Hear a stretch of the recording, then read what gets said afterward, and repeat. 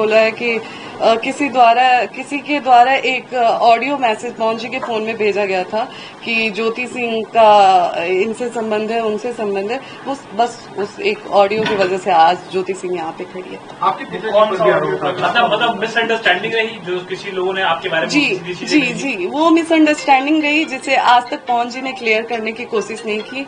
मैं लगातार उनसे मिलने के लिए भीख मांगती रही, बात करने के लिए भीख मांगती रही, लेकिन वो कभी मेरे सामने बैठने के लिए तैयार ही नहीं हुए। एक सवाल और है कि उन्होंने कहा कि मेरी बेटी को विधायक बना दो, उसके बाद रखना हो तो रखो, छोड़ना हो तो छोड़ दो। अगर आप और पिताजी मैं उनसे पूछना चाहती हूँ कि क्या पार्टी वो चला रहे हैं, क्या उनकी कोई पर्सनल पार्टी है जो वो मुझे विधायक बना देंगे?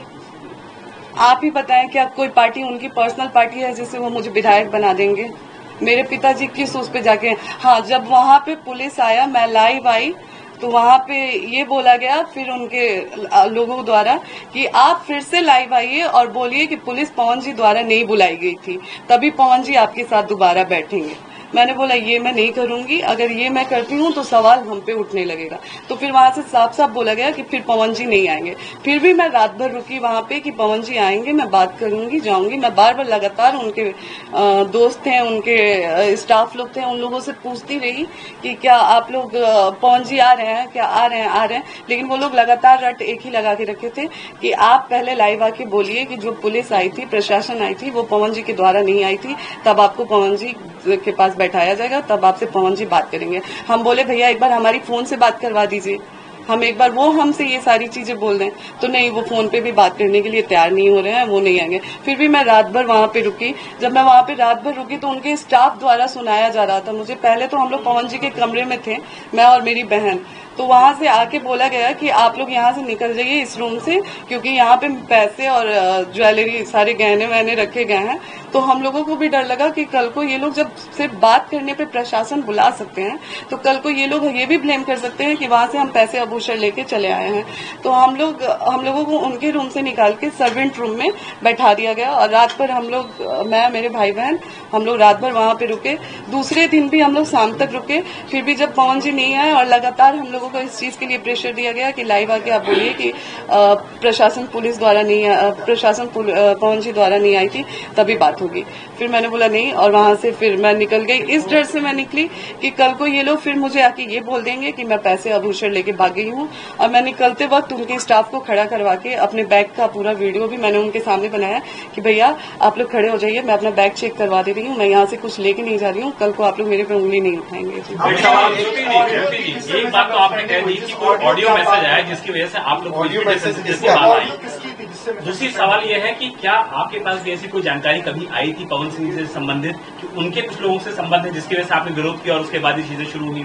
नहीं, देखिए, जब हमारे पिताजी ने उनसे हमारी शादी की तो हमारे विदाई के समय उन्होंने एक ही चीज हमारे कान में डाला कि बेटा आपकी शादी आम लोग से नहीं हो रही है, आपकी शादी एक स्टार से हो रही है और आपको जीवन में कहीं न कहीं कॉम्प्रोमाइज करके चलना होगा, तो इस चीज का ध्यान रखिएगा। आप कभी भी पवन जी से पूछ लीजिएगा इस चीज को लेके, मैंने उनसे कभी कोई बात नहीं किया है, कुछ नहीं बोला है। हालांकि बहुत सारी चीजें ऐसी हैं जो, बहुत सारी चीजें एक पत्नी होने के नाते कोई पत्नी नहीं बर्दाश्त करेगी। और मैंने बोला है ना, समय और अगर जरूरत पड़ेगी, एक बार पवन जी अगर लाइव आके बोल देते हैं कि आप मैं नहीं कर पाऊंगा कुछ भी, जो भी चीजें हो, नहीं रह पाऊंगा आपके साथ, आप मेरे लिए मेरे जो भी आपका साक्ष्य है वो रख दीजिए, तो मैं रख दूंगी। मतलब कभी आपने उनके जो नाम आए तमाम रिश्तों को लेकर के, आपने कभी उनको नहीं, कभी नहीं। आप लोग देखिए, हमारे हिंदू सनातन धर्म में भगवत गीता का बहुत मायने है। आप लोग भगवत गीता सामने रखवा के कसम खिला लीजिए कि इस चीज का विरोध कभी मेरे तरफ से नहीं हुआ गया। मैंने बहुत चीजें देखी थी, लेकिन हर बार मुझे मेरे कान में वो चीजें आ जाती थी कि बेटा आपकी शादी एक नॉर्मल इंसान से नहीं हुई है, एक्टर से हुई है। तो उस चीज को ध्यान में हमेशा रखते हुए अक्षरा सिंह भी आपका सपोर्ट कर रही है सब चीजों को लेकर। अक्षरा जी का नाम लगातार पवन जी से जुड़ा हुआ पहले भी था और अभी भी जब कुछ होता है तो अक्षरा जी उतरती हैं, उसी तरीके से आपके सपोर्ट में बोल रही हैं अक्षरा सिंह। खेसारी लाल जी, मैं इसके लिए बहुत आभार प्रकट करूंगी जो लोग भी मेरे, लेकिन दर्द वो अपने तरीके से बयां कर रही है कि उनका जो दर्द है वो मेरा भी दर्द रहा है। बिल्कुल देखिए, चूंकि मैं जब वो पवन जी के साथ रही हैं तो मुझे शादी के बाद तो कुछ महीने बाद वो दोनों लोग अलग हो गए थे। हाँ, शादी के कुछ टाइम बाद तक भी वो लोग साथ में रहे थे, लेकिन शादी के बाद कुछ टाइम बाद वो लोग अलग हो गए थे। तो उनका क्या रहा है क्या नहीं रहा है मुझे नहीं पता है, लेकिन हाँ मैं इतना जरूर बोलूंगी कि एक महिला के साथ तो चीजें हुई नहीं है। यहाँ पे कई महिलाओं की बात आती है और कई महिलाओं ने सवाल उठाया है पवन जी पे, तो हो सकता है कि जो मैंने झेला है उन्होंने भी झेला है। लव मैरिज थी आपकी अरेंज मैरिज? शादी मेरी अरेंज मैरिज थी। हमारी बुआ की शादी उन्हीं के गांव में हुई है। उन्हीं की शादी में उनके मेरा ये सवाल है कि किस मुंह से आके मैं जाऊंगी। पहले वो अपने लिए तो टिकट ले लें, फिर तो वो हमें दिलाएंगे। जो 15 साल में कार्यकर्ता के रूप में काम किए पार्टी में, फिर भी उनको पार्टी के द्वारा टिकट नहीं मिला, तो वो हमें टिकट क्या दिलाएंगे। और बच्चे की बात रही कि बच्चे के लिए वो तरस गए हैं, तो जो इंसान बच्चे के लिए तरसता है वो दवा नहीं खिलाता है अपनी पत्नी को। मुझे हर बार दवा खिलाया गया और बहुत सारी चीजें मैंने आज भी मीडिया में नहीं रखी थी, लेकिन आज पवन जी ने मुझे मजबूर कर दिया है। मैं पवन जी को बदनाम नहीं कर रही हूँ, मैं बस अपना पक्ष रख रही हूँ। खुद के बारे में जो चीजें हैं वो मैं आज मीडिया में रख रही हूँ। पवन जी द्वारा मुझे जब दवा खिलाया जाता था, उस चीज के विरोध में जब मैं बोलती थी तो मुझे इतना टॉर्चर किया गया कि मैंने स्लीपिंग पिल्स खा लिया था, नींद की गोली। उस समय उनके भैया रानू भैया जी थे और उनके टीम मेंबर में से दीपक भैया थे, विक्की जी थे। रात के 2 बजे वो लोग मुझे उठा के हॉस्पिटल ले गए और वहाँ पे मेरा इलाज हुआ। हॉस्पिटल का नाम मैं आपको दिखाती हूँ। कौन सी दवा देते थे ज्योति जी, बता सकती है क्या? जी वो जो गर्भपात का दवा खिलाते थे मुझे। और अच्छा, आपने एक कंडीशनल जवाब दिया ज्योति जी, अगर मान लीजिए बीजेपी, जेडीयू, आरजेडी कोई आपको अपनी तरफ से टिकट ऑफर करती है तो क्या आप चुनाव लड़ना चाहेंगे? अगर पवन जी पत्नी के रूप में मुझे स्वीकार करते हैं तो मैंने पहले भी बोला है और अभी भी बोल रही हूँ कि मैं चुनाव नहीं लड़ूंगी। और अगर पवन जी मुझे पत्नी के रूप में स्वीकार ही नहीं करते हैं तो आज मैं भी समाज से पूछना चाहूंगी, क्या मुझे जीने का हक नहीं है? अगर पत्नी के रूप में वो मुझे स्वीकार करते ही नहीं है तो मैं कहाँ जाऊँ? क्या मैं अपने लिए खड़ी नहीं हूँ? क्या मैं एक ऐसी औरत बन के रह जाऊं कि लोग मुझे देख के ये सोचे कि मैं हार गई अपनी चीजों से? आज मुझे कई महिलाएं देख के उनको हिम्मत मिल रही है, कई महिलाएं मेरे लिए खड़ी हैं। आप चुनाव लड़ेंगे पवन सिंह के खिलाफ? अगर वो पत्नी, अगर ये मौका मिलता है तो आप चुनाव लड़ना चाहेंगे इनके खिलाफ? आप लड़ेंगे, इनके खिलाफ लड़ेंगी? बात चुनाव की है ही नहीं। देखिए, उन्होंने तो पूरा बात चुनाव पे ही डाल दी है। जी, उन्होंने कहा कि चुनाव की वजह से आप एकदम से अगर वो पत्नी के रूप में स्वीकार नहीं करते हैं तो मेरे पास फिर कोई रास्ता ही नहीं है। चुनाव लड़ेंगे? जी। किसी से बात चल रही है आपकी? किसी पार्टी से कौन देगा टिकट? फिलहाल देखिए, अभी तो कुछ टाइम से मैं यहीं पे हूँ, तो मेरा जो भी बातचीत हो रहा था वो अभी फिलहाल इन सब चीजों में इतनी बुरी तरह से मैं वो हो गई हूँ कि अभी फिलहाल मेरी किसी से कोई बातचीत नहीं है। नहीं, मेरा इंटेंशन ये नहीं है कि मुझे पवन जी के खिलाफ लड़ना है। बाकी पार्टी मुझे जहाँ से अगर लड़ाती है या फिर पार्टी टिकट देती है तो फिर जैसा पार्टी का आदेश होता है। जी, मैंने बोला कि इतने टाइम में मेरी थोड़ी सी पार्टी से संपर्क टूट गई है जहाँ पे बातचीत। जी मैं अभी उस पार्टी का नाम एक्सपोज नहीं करना चाहती। मैंने बोला तो कि जहाँ से पार्टी मुझे मौका देती है वहाँ से मैं चुनाव लड़ूंगी। काराकाट में आपको देखा गया है ना लगातार जनता से संपर्क करते हुए, तो क्या वो सीट आप सबसे ज्यादा प्रेफर कर रही हैं? जी बिल्कुल, मैं जहाँ पे बैठी हूँ वहाँ पे मैंने काराकाट के लिए ही मांग की है, क्योंकि लोकसभा चुनाव में पवन जी जब लोकसभा चुनाव लड़े थे उसके बाद पवन जी एक भी बार वहाँ पे नहीं गए। लोगों की उम्मीद, जो 2,75,000 लोगों ने उनको वोट दिया था, उन लोगों की भी इमोशंस के साथ खिलवाड़ हुआ। और आप कह रहे, मुझे ब्लेम किया जा रहा है कि आप राजनीति के लिए ये सब कर रही हैं।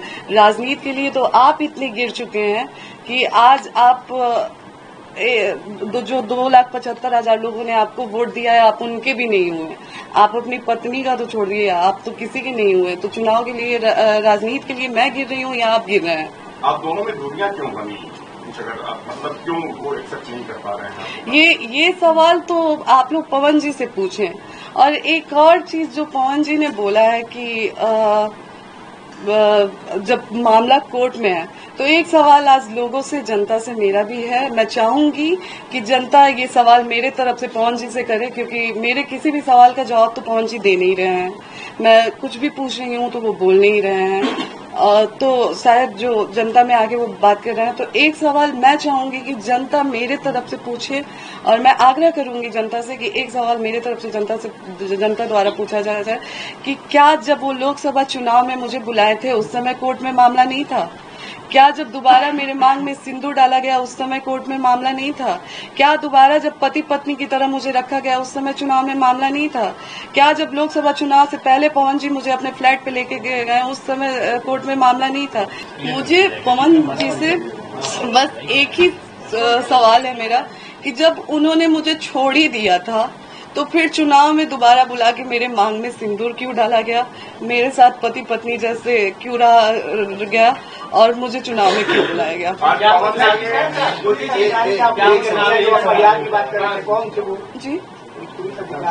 जी उनका नाम उपेंद्र सिंह था शायद। उनका नाम उपेंद्र सिंह था, जो मुझे धमकी दे रहे थे कि आज मैंने इंस्टाग्राम पे वो वीडियो भी डाला है। उनके द्वारा मुझे धमकी दिया जा रहा था कि अगर आप नहीं आती हैं तो आप पे FIR कर दिया जाएगा। ये भी नहीं बोला गया था कि अगर आप नहीं आती हैं, शायद उसमें बोला जा रहा है कि आप ज्यादा तमाशा मत करिए नहीं तो FIR कर दिया जाएगा। तो मैं पूछती हूँ कि पवन जी, कोर्ट में मामला होते हुए पवन जी अगर मुझे अपने चुनाव प्रचार के लिए बुला सकते हैं तो क्या 4 सवाल के जवाब पाने के लिए मैं अपने पति के घर नहीं जा सकती हूँ? क्या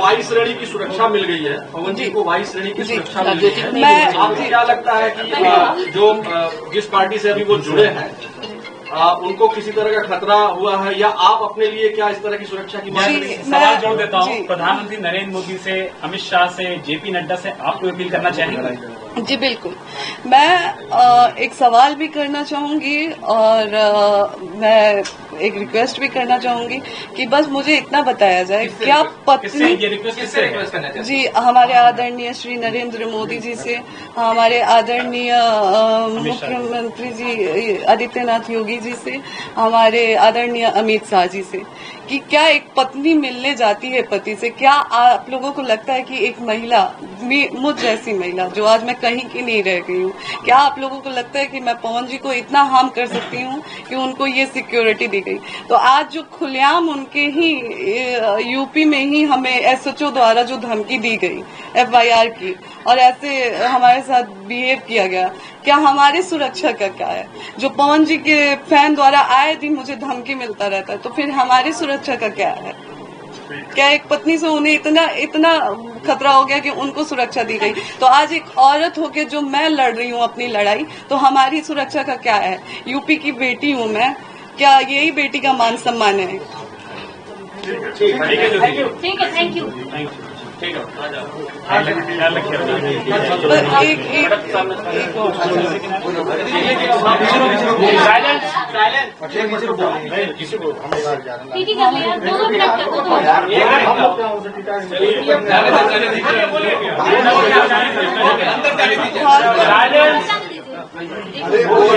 हमारे आदरणीय श्री नरेंद्र मोदी जी